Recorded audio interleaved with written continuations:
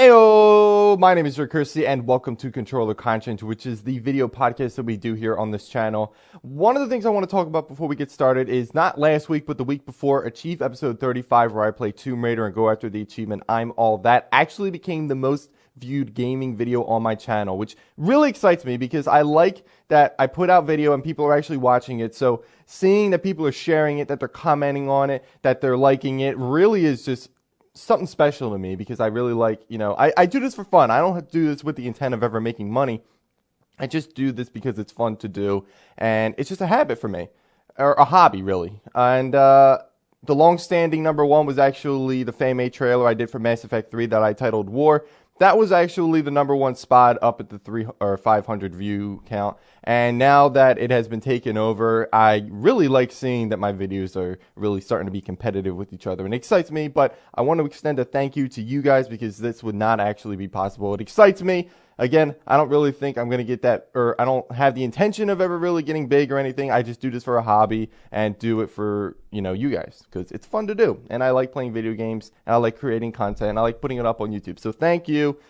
That was awesome. So some of the stuff I want to talk about last week, the final episode for The Wolf Among Us came out. I already put out the review for it. So if you haven't seen it, if you want to go check it out, you're not really sure where The Wolf Among Us is in terms of what Telltale has done. That's definitely something you want to look forward to. We will be talking about it today. Also, I want to talk about Titanfall. I was going to talk about Titanfall last week. I had some technical issues with last week's episode that prevented me from putting it out. So some of the things that I did talk about that episode, I will be re-talking about again this week. One of those things was the Titanfall update. We had some new stuff. One of the new game modes that was going to be addressed, or was going to be implemented, actually was temporarily implemented.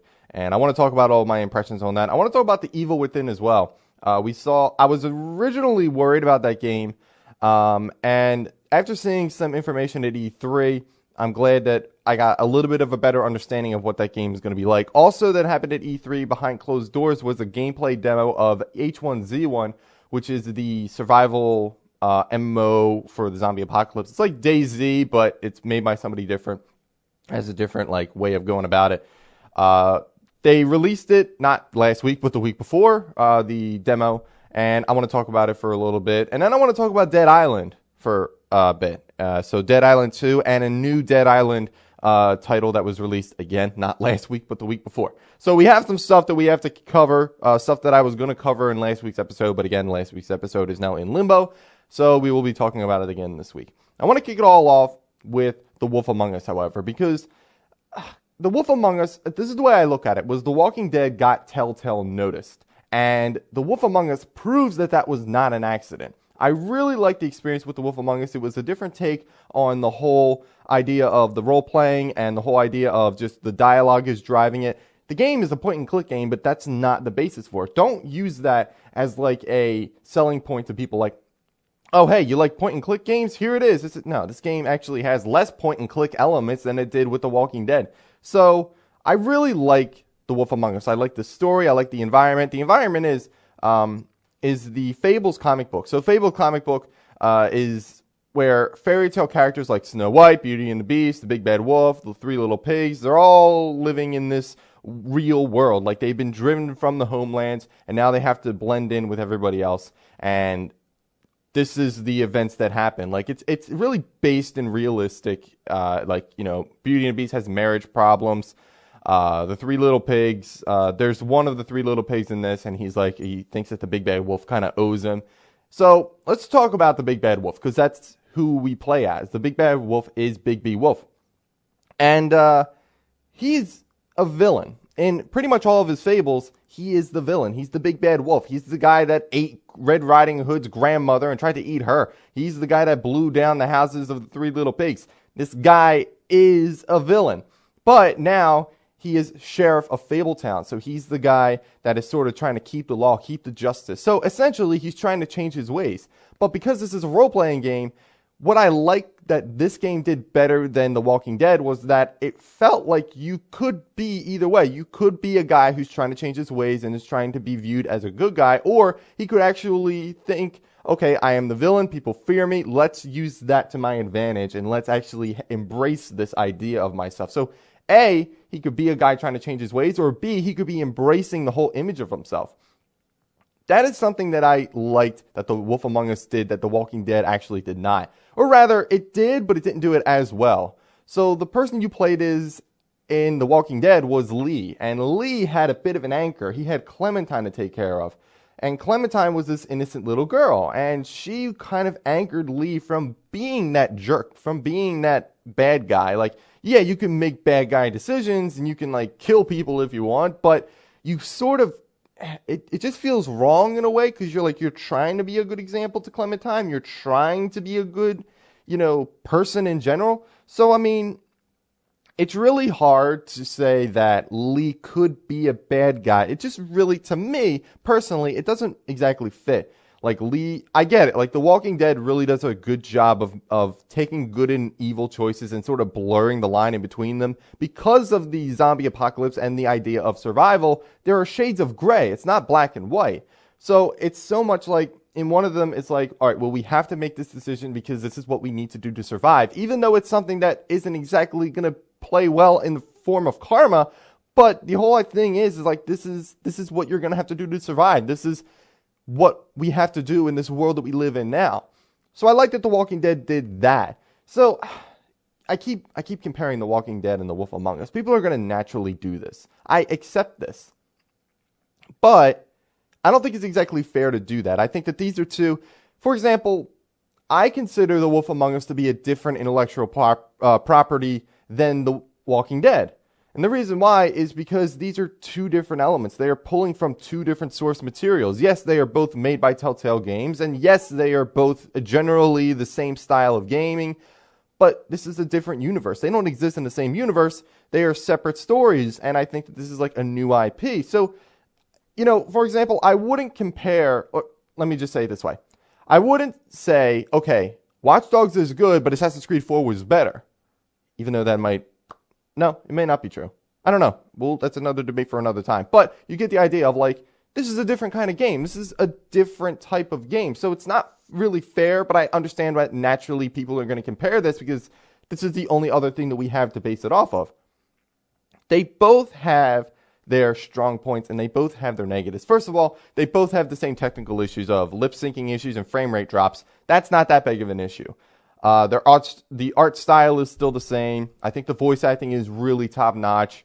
I think that The Walking Dead did a better job of not character development. It's like connection with the characters, because in The Walking Dead, you would be with these other people. They would feel like family. This is the people that you're going to be going throughout your entire journey throughout this series. These are the people you're going to be with all the time. Where in The Wolf Among Us, you meet a lot of people and you'll connect with a lot of people, but a lot of times that'll be like, oh, it's in passing. Like it doesn't necessarily give you the time to actually forge those connections. Like, again, you're going to love people, you're going to hate people. There's going to be people that you just want to punch in the face, and the game will sometimes allow you to do that. And there'll be other people where it's just like, I just want to, help you however I can. But I feel like, again, it's all in passing. Like, you see them, like, not every character is in every episode, and you just see them, and then you just keep going forward. And then people like, The Walking Dead, where like Kenny and all them, and they're just with you, and you forge your relationships. They feel like your family in a way, and sometimes family doesn't get along. So I feel like, in terms of other characters, that The Walking Dead did a much better job of, connecting with the characters. I feel like they both had a little bit of an issue in terms of pacing with story. For The Walking Dead, I think that episode 1 was a good start to the series, and then it slowed down for episode 2 in a really drastic way. And then episode 3, episode 4, episode 5. I think episode 3 might have been slow in some areas, but also keeping in mind that there were a lot of key moments in episode 3 of The Walking Dead, in season 1 of The Walking Dead, that were very, very hard-hitting, let's say. It was really crucial plot points in that episode. I feel the same way with The Wolf Among Us. Like, The Wolf Among Us was good for the first episode. It had a good start. One of the good things I liked that The Wolf Among Us did was, like, at the end of every episode, it had a cliffhanger ending that just left me like, what happens next? It's like I thought about it, and I was like, every episode had that. Like, there was one with The Walking Dead, like the end of season 1, or rather season 1, episode 1, where the end of the first episode, it was like, all right, I mean, I'm not dying to know what happens next, but I get that that was a cliffhanger. Whereas episode 1 of The Wolf Among Us was like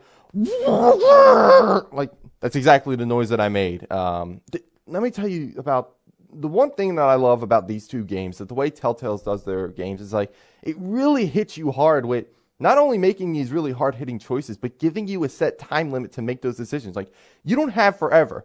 A lot of people I've seen online that have been playing this game, like I'll play the game the first time, and through my experience, I will actually stay away from reviews, stay away from any Let's Plays, just because I want to see the experience while I am doing it. And then after I do it, I'll go back to see what other people have done.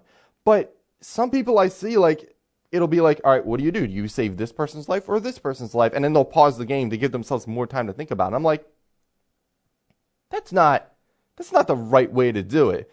Like, a lot of times the thing's going to make you go, it's going to make you think. It's going to make you really weigh the two options, and they're not always going to be easy. It's going to be making you pull your hair out. I can't tell you how many times I went like this just because I didn't know what to do. I didn't know what decision was going to be the right decision. But the game also doesn't wait forever for you. It has like this little like meter that like drains down. So it does this with The Walking Dead, and I the same thing with Walking Dead season 1 and 2. The game's not going to wait for you forever, and it's going to make a decision on its own. And I really like that, because if you're sitting there in real life and you're having to make a decision, the world's not going to wait for you. It's going to wait a certain amount, but it's not going to wait forever. It's just not going to sit there in limbo while you make your decision. Also, another way I like to play the game is, I notice a lot of people, like, they'll make a decision and then they're like, oh, I don't like that outcome, and then they'll restart the load and the save point, and then they'll start it over. And I'm like, I don't like that either. If I make a decision, I want to make that decision, and if I don't like it, I'm going to have to live with it. Because there are a lot of times in The Wolf Among Us where the way I have my Big B character is like, yeah, he's trying to change his image from when he was a villain, when he was the big bad wolf. But he's also doing things kind of rashly, where, like, there are things that I have done through my playthrough that I regret doing, and I have never reversed them, because that was a decision that I made at that time, and those are the decisions that I'm going to carry over into the next Wolf Among Us season that's going to come out ideally probably in 2015. But I'm really, like, I like that, you know, the game allows you to go back if you wish to try different things and do different things. Like, it doesn't drastically change the plot line, but in the long run, like, there are different outcomes. Like, all right, who was with you at the end? And I think The Wolf Among Us did it well, but I think The Walking Dead did it a lot better in terms of, like, how the end game was. In terms of plot and actually story-driven plot line, I think The Wolf Among Us did a better job, because I think from start to finish, it had a singular goal. Like, they were basically, the whole idea of The Wolf Among Us is that somebody's murdering other fables. So that means that Big B is now trying to find that murderer. And that is the entire pathway and your journey all the way through The Wolf Among Us. And there are bumps in the road. There are some bumps in the road. But I feel like The Walking Dead didn't have that. Like, yeah, okay, the whole goal is survival, but it didn't have, like, that long-standing, like, going all the way through kind of moment. Or, like, what was I doing at that time? I was just surviving. Like, there was nothing more than that was really driving me forward, other than, like, taking care of Clementine and sort of keeping the group together. Like, yeah, there were storylines in each episode, and they were all pretty singular, but I'm not going to say that they were isolated, but they were, like, they were separate events. They were like, okay, in episode 1, I'm just trying to figure out what's going on. I'm just trying to get a group together. I'm just trying to survive. And now I have this kid I have to take care of. Then episode 2, it's like, all right, well, there's this issue with food. We have this issue with bandits. And then that's where it's like, okay, well, as you're surviving, these are some other issues that are coming into play. But in terms of a singular storyline that's really going to make me drive forward, I think The Wolf Among Us did a better job. You know what? If I were to say one was better than the other, I would say that The Wolf Among Us was better, but only if you're asking me to make the decision. Otherwise, if you're not asking me, I would say the two are pretty much on par with each other. I feel like The Wolf Among Us has its strengths, it has its weaknesses, but The Walking Dead Season 1 also did the same thing. Now, I really enjoyed The Wolf Among Us. I think Episode 1, once again, was a great start. I think it got a little slow for episode 2, but there were moments in episode 2 that were like, okay, there are some actual plot lines here. In episode 3 was a lot better. It was a lot of epic moments in it. And I think episode 4 was very short. Not very short, but it was like shorter than I would have liked it to be. And also, there were a lot of answers in episode 4. Whereas in episode 5, it was just epicness after epicness after epicness after epicness. And it all wrapped up with like, it also had like these Bioshock-esque plot twists, which were like, it just blew your mind. Like, they make you think to some regard, but it's after you figure it out, you're like, I understand, like, some people at the end of the game, they were generally confused. I'm getting very dangerously close to spoiler territory, so I'm actually going to just stop the conversation right there. Overall, The Wolf Among Us, it's 5 episodes, $5 for each episode, so $25 in total. People, if you haven't played it, and you like The Walking Dead, and you like, the dialogues kind of stuff, The Wolf Among Us is definitely one of the games that you need to experience. It's something that I think everybody needs to experience. It was definitely one of my more favorite games this year. If you were to ask me, is this the best game I played this year? I don't know if I could give you a definitive answer. I don't think it's the best thing I played, because I think that there have been maybe perhaps better things that have come out so far. And also there is potential later on in the year to have other things that will be coming out that will be even more possibly beating this out. One of those things is actually The Walking Dead Season 2. Actually, I wanted to bring this up as well, because The Wolf Among Us and The Walking Dead Season 2 were kind of alternating. Like, it was episode 1 of The Wolf Among Us, and it was episode 1 of The Walking Dead. And then it was episode 2 of The Wolf Among Us, episode 2 of The Walking Dead. And then they were on par up until episode 3, where it's like, all right, episode 3 of The Walking Dead came out. Now here's The Wolf Among Us episode 4. Now here's The Wolf Among Us episode 5. So it's like, where did episode 4 of The Walking Dead go? Like, I want to know what happens next. The Walking Dead, I want to go on a tangent a little bit, but I'm going to talk about The Walking Dead Season 2 just for a second before we move on. But The Walking Dead Season 2 was absolutely another game that I think it's so far on track to be much better than The Wolf Among Us. Again, in terms of plot line, I think survival is the plot line. I don't know if it's as strong as catching a murderer, but every episode, episode 1 was a nice return to the series. Episode 2 was even better than that. Episode 3 was even better than that. And it was just like, one of the things I didn't like about The Walking Dead Season 1 and The Walking Dead Season 2 is that there were moments where they slowed down. Like, there were some plots where it just got slow, but I don't feel that way with The Walking Dead Season 2. I think that, I think the main character, I want to save a lot of this stuff for when we actually finish The Walking Dead Season 2, and then we can actually start talking about it like we were talking about The Wolf Among Us right now. But I think that the protagonist is very interesting, but there are some concerns. The protagonist is Clementine, actually. So Clementine is the protagonist for Season 2. She's more mature, and she's making more mature decisions, but I think that that is actually coming into play because the player is still kind of protective of Clementine, and because they're protective of Clementine, they are saying things that would make Clementine defend herself. So as a result, she seems more mature. She seems to be able to stand up for herself. She seems more like rugged, and maybe the world is starting to weigh down on her and starting to make her change. She's starting to walk away or turn her back on her own innocence in a way. Again, I don't want to talk anymore about The Walking Dead Season 2. I want to save a lot of stuff for when the entire series is over. I don't want to jinx it either. I think that, episode 1 was really good. Episode 2 was even better. And episode 3 was even better. I want episode 4 to even be even better. And then episode 5 to be just friggin' epic. Honestly, though, there are some negatives with The Walking Dead Season 2. But again, we're going to stop the topic here. I kind of want to go into Titanfall a little bit. Titanfall was going to be a topic I was going to talk about last week. Again, technical issues came up, and the episode had to be postponed. But we found out some recent reveal, which was last week. And this I actually do mean last week. The second of the 3 DLC map packs that are going to be coming out for Titanfall, Frontier's Edge, will be released eventually. We don't have a release date for it, but this is a $10 DLC pack. It's going to have 3 maps, just like last time. The first map is Dig Site, which is an isolated mining outpost. The second one is what's called Haven, which is a beach resort. And then the third one is Export, which is a mountainside mining hub. So there are a lot of minings in there, a lot of mining-esque kind of things. So maybe Maybe dig site and export possibly on the same world. Maybe all of these things on the same planet. The way I'm picturing Haven, though, is a lot like Lagoon in a way, where it's like it has like this resort kind of, not resort, but kind of tropical kind of look to it. So I'm excited for this because obviously, yes, I will be doing a video in Frontier's Edge. Again, we don't have a release date for it. It will be for $10.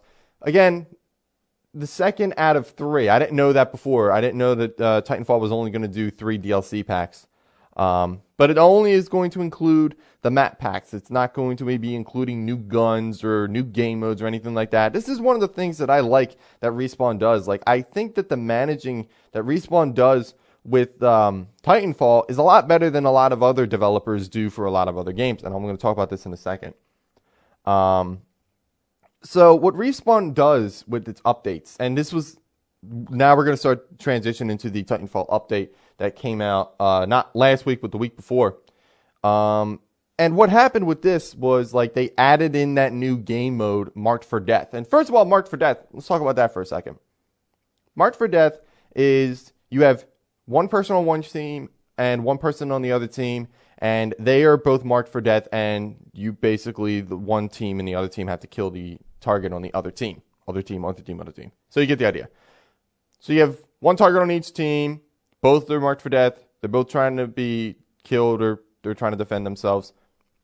It really changes the pace. It makes it a lot quicker, and especially with like the navigation that Titanfall already has and the quickness that Titanfall already has, it's like exciting, because I really think that one of the biggest game modes, or one of the more faster game modes, is Capture the Flag. And I think that one of the reasons why it's so fast paced is because you can actually see from across the map where this flag is and where it's moving.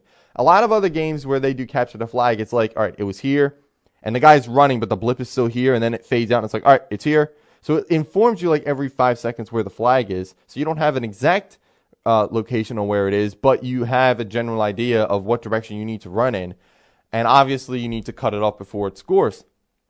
In Titanfall, it doesn't do that blip. It's constantly all the way through. And the same thing for Marked for Death, where like you see where he is, and you can see where your guy is, but now go get him before they get your guy. And I think that the game mode really has like two sides here. It's like, all right, it's very aggressive. Everybody's going to go try to get that target. At the same time, if you are marked for death, you're going to be playing a lot more reserved. You're going to be hanging back, trying to defend yourself. Because one of the goals is, yeah, okay, kill the marked player, but also outlast the other guy if you are the other guy that's marked for your team. So I like it a lot. It's one of the game modes that I was hoping that we would see. I didn't think we would even see it this soon. So, but again, Respawn isn't adding this in with the DLC. Respawn is adding this in with free updates. Another thing that they add in with free updates are like new burn cards. They're adding in new like hotkeys for the burn cards. So like when you die, usually you would have to drop down to the burn card slit or tab, and then you would have to select the burn card. A lot of times you forget you even have burn cards and you can use them.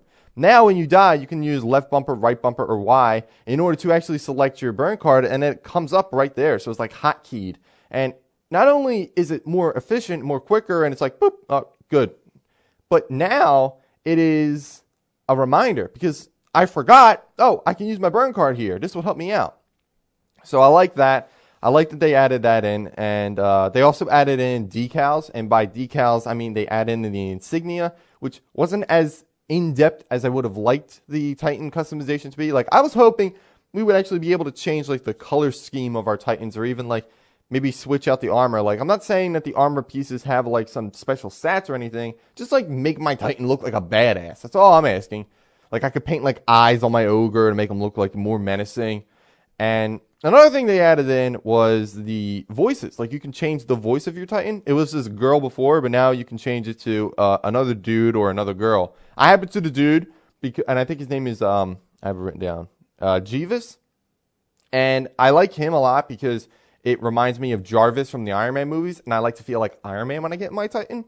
But I hope that like the game sort of like gets licenses for like, okay, we can have Cortana be the voice of your Titan, or we can have, because Titanfall is an EA property, then maybe Edie from the Mass Effect series can be voicing your Titan.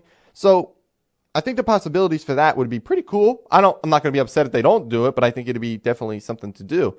But also, going back to the management of Respawn is like, they're adding in a bunch of stuff. Like, the only thing that comes with DLC are the new maps. But they are also adding in, like, okay, here's your new burn cards. Everybody's going to get it with this free update. Here's some new customization. Everybody's going to get it with this new update. And they haven't done it yet, but they have said that if they did do it, this is what they would do. But if they add in new weapons, this is where it is with the free update. It's not going to come with DLC. This basically means that everything is going to be coming in with a free update that isn't a map, and which translates into everybody's on the same playing field. It's not hard to level up in Titanfall. It is very easy to level up in Titanfall, so it's very easy to unlock a lot of these guns. You don't have to prestige. You can just sit there at Gen 1 and just have all the weapons at level 50. I do a lot of prestige. I'm still in the process of actually getting to Gen 7. The challenges are another thing. Like, I think that the game, one of the things that I like that the fact that Respawn is doing is, like, they've changed in a lot of the pictures in, like, the loading screens, and they changed a lot of the pictures in, like, the menus. It makes the game look a lot fresh, like it got a new paint job. So I like that Respawn is doing that. And they're also, like, treading lightly. They're not breaking the game in a way.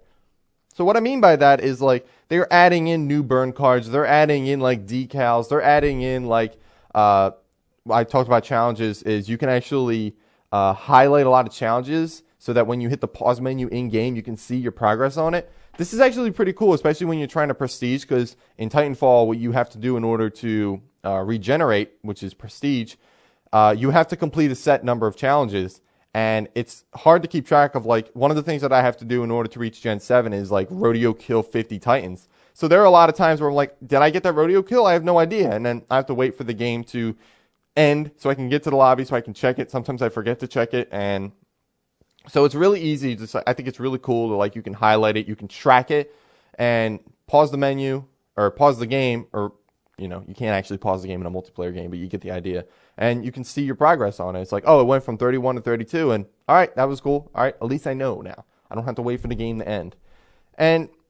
But when they're adding in all these, like, little things, it's like, this isn't game breaking. This is not changing the experience. When it comes to burn cards, okay, yeah, the new burn cards will change the experience, but you don't have to use them. In fact, a lot of this stuff is like, hey, if people don't like it, we can always take it out. It's not breaking the game for you. We're just trying new things, just seeing if you guys like it. That's something that I really enjoy. Like, I'm like, oh, that's cool. Like, I wish 343 would do that for Halo 4, and cue the rant. 343. I did this in a video before. I think I was actually in a Halo 4 video where I ranted on this before, but I have recently started playing Halo again. Not just Halo 4, but all the Halo games. I've been doing a new video series. I think I put out the story up for Halo Combat Evolved. So that's the new video series I'm working on. So I've been playing a lot of Halo, and one of them, just every once in a while, I'm like, I'll play Halo 4. I actually have a future Halo 4 Let's Play coming out soon. Actually, I believe it will be Thursday. Don't quote me on that.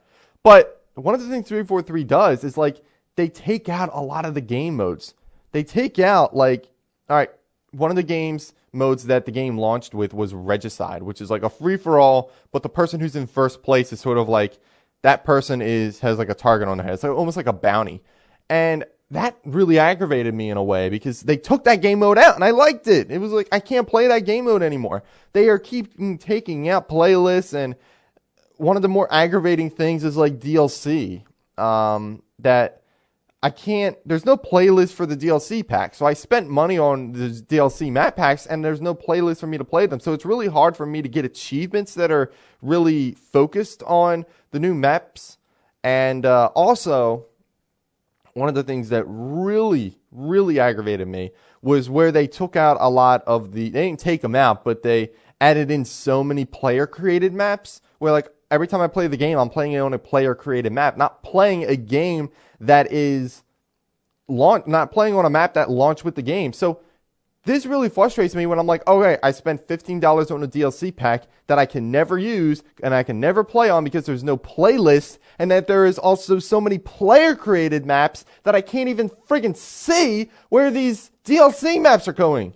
It's like I spend money and I don't see it. So right now, I will never spend money on Halo DLC again because I just wasted it. I haven't seen Crimson, I haven't seen Majestic, I haven't seen Castle. None of those DLC packs ever came into play. Right when the game first released the DLC, yeah, there was a playlist, but that was like temporary. They didn't stick around.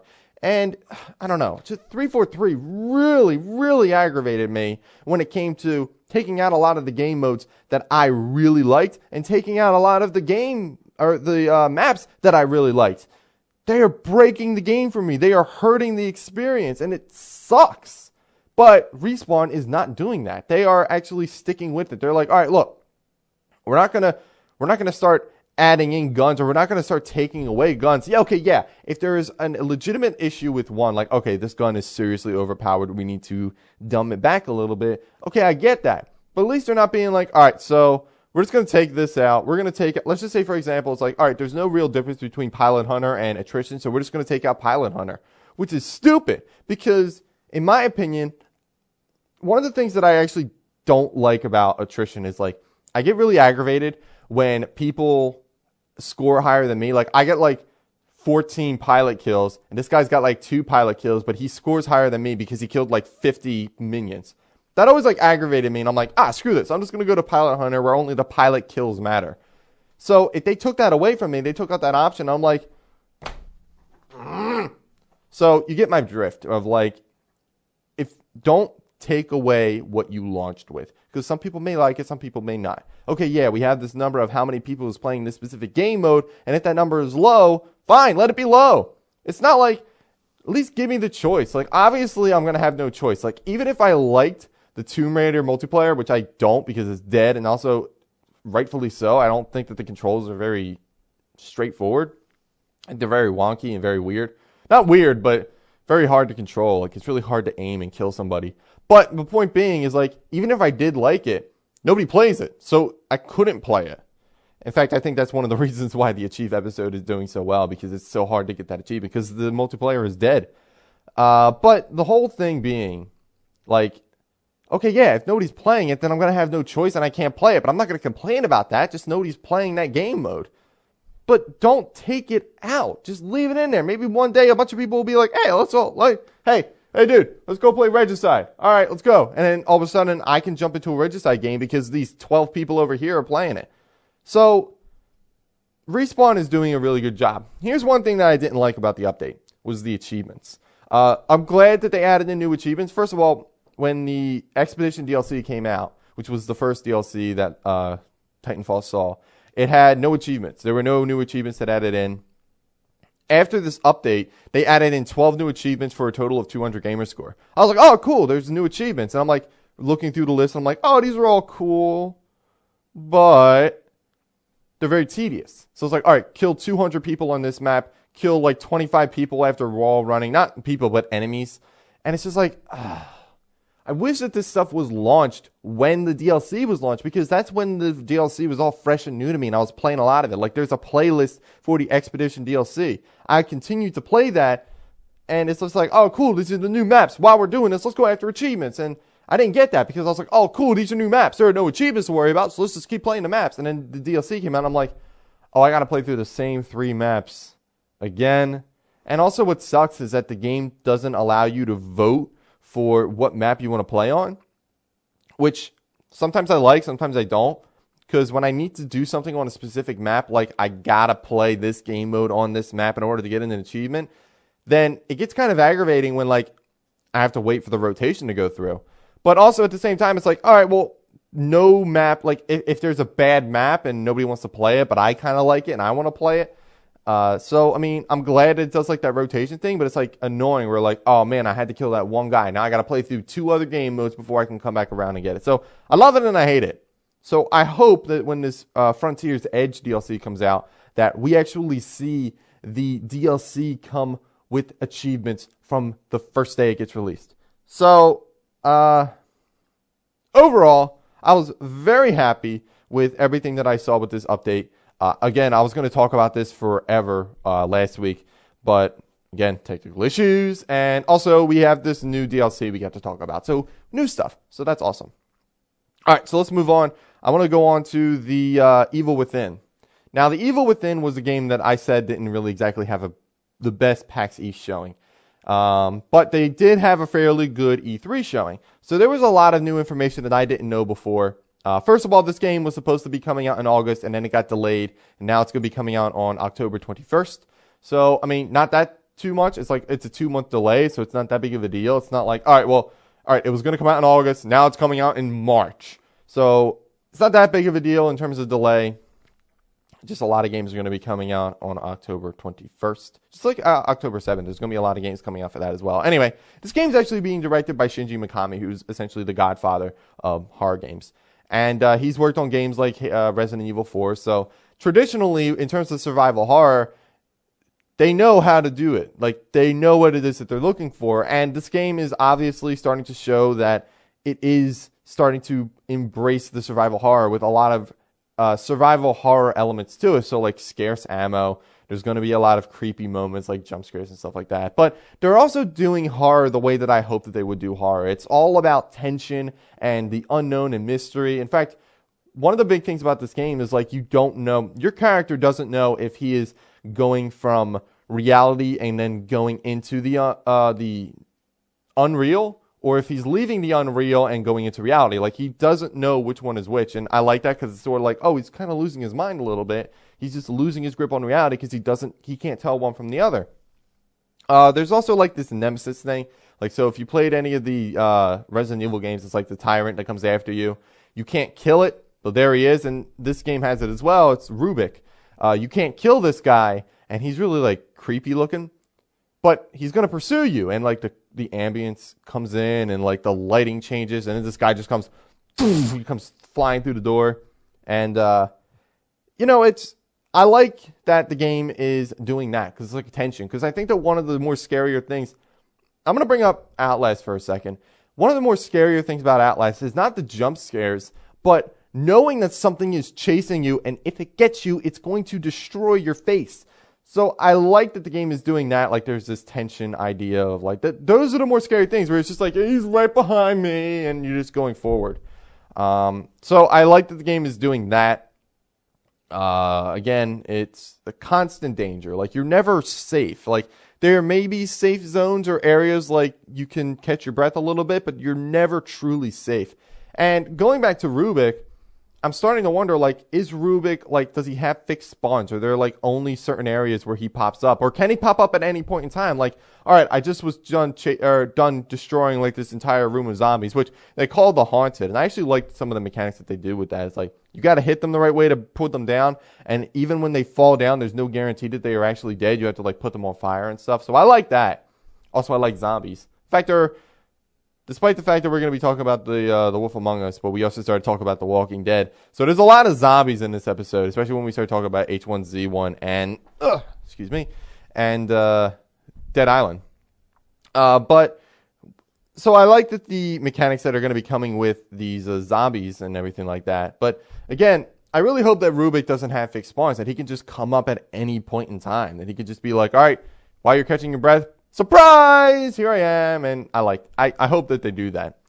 There's a leveling system in this game. The currency for it is like green gel. I don't know if it's like you can collect it by like breaking crates or something, or if enemies drop it, maybe both. But you can use this to like level yourself up. Like, you sit down in like this chair and it has like all these like arms and stuff, and like that's how you level up. That's how you level up your skills. And then you can like salvage things in the world, so you can build traps and I guess upgrades for weapons and ammo. So there is like a bit of a survival-esque kind of thing to it. One of the things that I did not like when I heard about this game for the first time was like, oh, we're going to add to the horror by not allowing you to see the floor. And I'm like, come again? But I honestly, back then, and it kind of annoyed me, but I honestly can't tell you if the demo that I saw at E3, if I could actually see the floor or not. I don't remember it. So obviously, to me, that's like, oh, okay. So the original concern is irrelevant because it just went right over the head. Maybe I could see the floor. Maybe I couldn't. I don't know. I don't remember. So obviously, it's not that big of a deal. Also, talking about the PAX East showing, one of my friends went to PAX East. When he came back, he said that, you know, there were a lot of like audio cues that were missing their cue. Like, it was really unsynced, and there were a lot of like glitches and stuff. And the game just really didn't have a very good showing. And he came back and he was like, dude, that game's in trouble.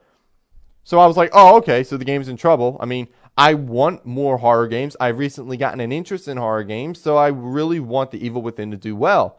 But, you know, you have to remember that E3 2013 at the Microsoft at the Microsoft press conference, we saw Crimson Dragon.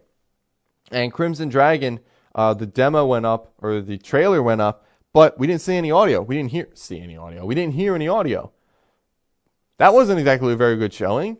Sometimes there could just be an isolated incident, like the PAX East showing actually could have just been like it's isolated. Like this game, this particular showing did not go very well, and we're sorry about that. It was some technical issues. We understand it's not really helping the game being sold at any point in time, but we get it.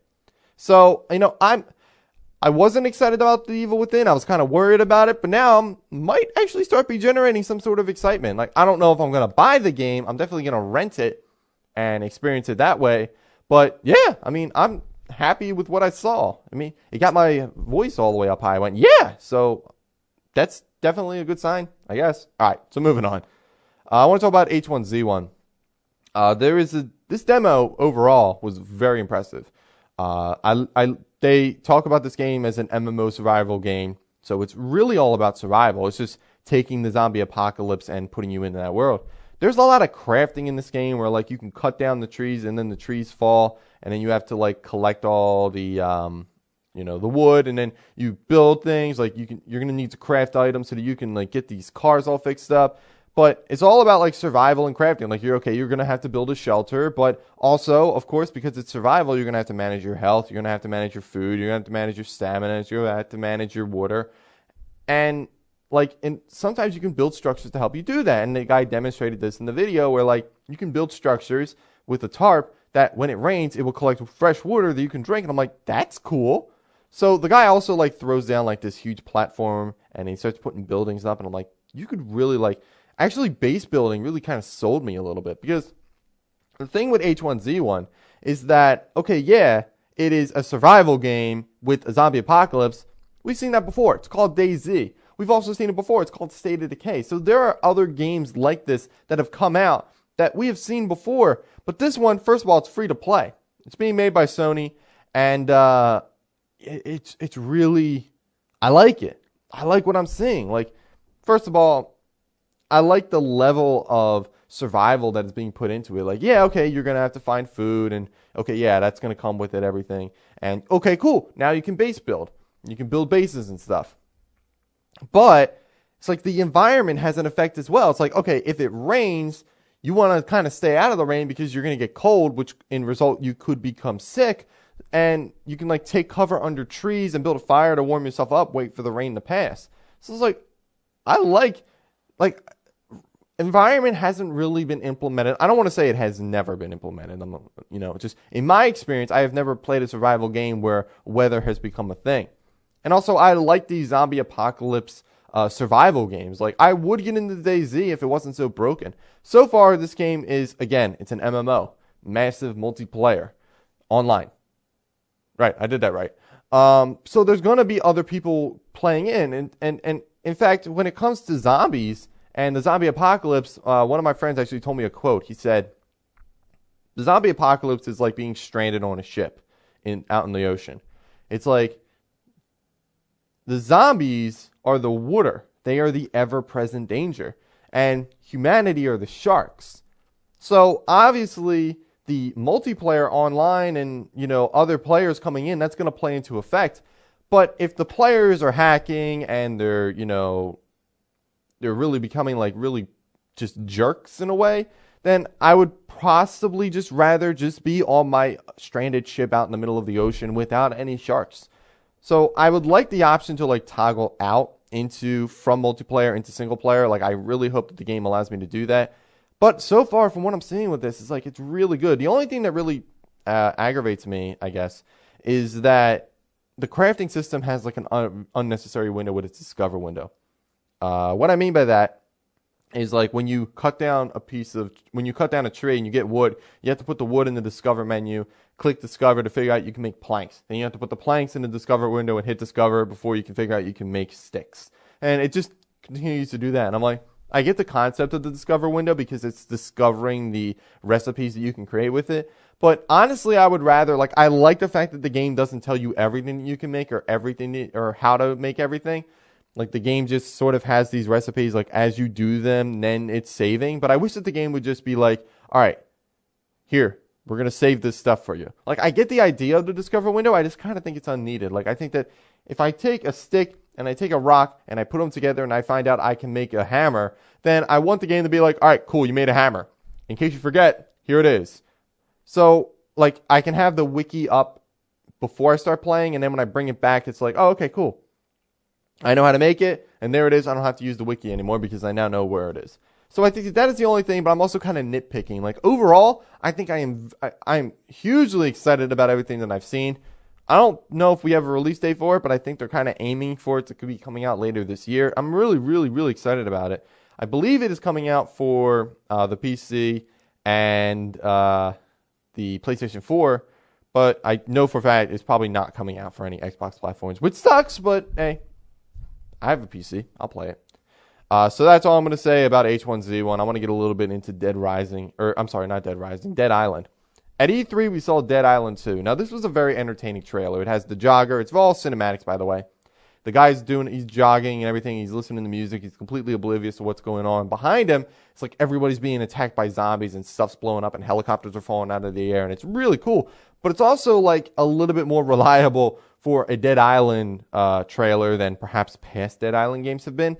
The first ever Dead Island games trailer, its reveal trailer, had like that girl who was killed and then she falls out of a window and like half of it's going backwards and half of it's going forwards and has like this really sad music playing, and it's just like this game made you think that it was going to be a very serious game and it was going to be driven by story and it was going to hit you where you didn't want to be hit, but it was going to hit you there anyway.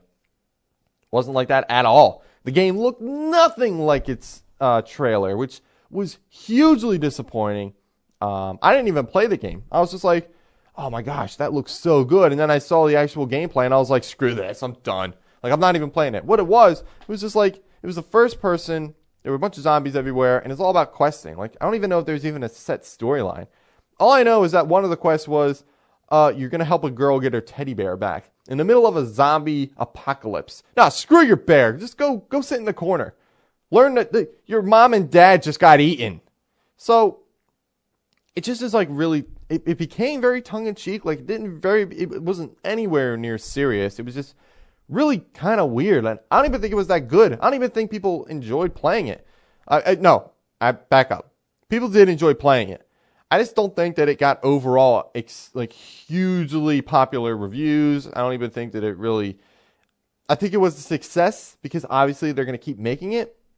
But I don't think that it did as well as perhaps the developers think that it is. Because I got really confused when I saw Dead Island 2, the trailer for it, because I was like, wait, did we already see Dead Island 2? And actually we saw Dead Island Riptide, which was the sequel to the first Dead Island. Then I found out there's this MOBA. It's called Dead Island Epidemic. And I'm like, wait, what? And I'm like, wait, why are all these Dead Island games coming out? This game isn't even really that good. Why is this a thing?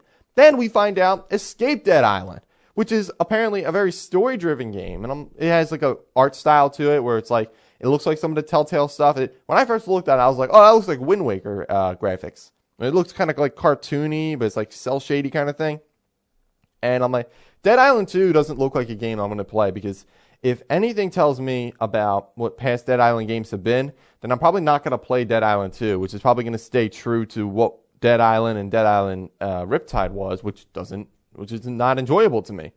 Mind you, the people who made the first Dead Island game was Techland. And these guys are not developing Dead Island 2, nor are they creating Escape Dead Island. Now, I want to talk about Escape Dead Island for a second. Escape Dead Island is being made for previous gen consoles. So the 360, the PlayStation 3, probably the PC. It used in-game footage. Again, it didn't look very... It had that like cartoony look. It didn't look like a usual Dead Island game. Like, it didn't try to look real. It was just cartoony. It was like it has your Borderlands, not really Borderlands, but yeah, I guess so. But it had like that. You get the idea. You know what I'm saying? It has an art style to it. But again, I've said before, graphics don't matter to me. But a lot of games have sold me. In fact, I play a lot of Call of Duty games because of their story modes. A lot of games that, a lot of Call of Duty games, the story modes aren't really that good and they're not really all that compelling. But sometimes they do come up with one and I'm like, oh, okay, that was really good. So a lot of games sell me because their stories are good. It's one of the things I didn't like about Titanfall. It was like Titanfall's story was almost non-existing. It was there, but it was just like, nah, here it is. Just because we have to give you a campaign mode. Even though we only care about multiplayer. And that was one of the big negatives of Titanfall. And that'll probably be one of the reasons why I'm probably at the end of this year not going to call it the best game of 2014. But I like that this game is starting to focus on story. So we start thinking to ourselves, okay, well, what's this story about? Now, the entire trailer has this stuff falling from like the sky and everything. And like the guy is like going insane. Like you can see like the guy's like having dialogue with himself where he's like, it's not real. It's not real. It's not real. It's real. It's real. It's real. It's like he's going insane. It's like, why is he going insane? And then I started reading the comments and people are like speculating like maybe he's infected and this is what your mind goes through after you're infected. And I'm like, maybe, because the guy's got like a bandage on his arm. Maybe he got bit and now he's infected. And this is what happens when you become infected and your mind just goes. And I'm like, that's kind of cool. Like, if there was ever a game that was going to make me jump into the Dead Island series, Escape Dead Island might actually be it. Like this may be the first Dead Island game I would ever play. But even still, like, I don't get the deal behind Dead Island. Like, why is Dead Island a thing? Why are people so behind Dead Island? Like, why do they think that this is a franchise that's going to make a lot of money? I don't even think it's that good. I don't even think a lot of people think it's that good. I think that it has its, following. But I don't think that following, it's not like Call of Duty. It's not like Assassin's Creed where these guys can put these games out and know that people are going to buy it. No, it's like, this is Dead Island. The first game wasn't even that great. At least Assassin's Creed's first game was good. At least Call of Duty Finest Hour was good. Like, it got noticed. Like, I looked at it and I was like, oh, wow, that looks really cool. I should go play. And I played it and I was like, this is really cool. But that's not the case with Dead Island. It's like, when we actually saw the gameplay, I was like, that looks like crap. Not going to play that game. And it wasn't really that good. But yet, everybody seems to think this is going to be a franchise that everybody wants. And I'm like, you're all dumb. But again, Escape Dead Island does seem like it's taking a different change. It's taking a different take on the old Dead Island thing. And I'm like, maybe? So, I'm slightly excited for Escape Dead Island. But again, it's like I only saw one thing. But what I did see, I did like. All right, so I think we're about done. We got everything that I wanted to get through. And so, thank you guys for watching. And I will see you next time.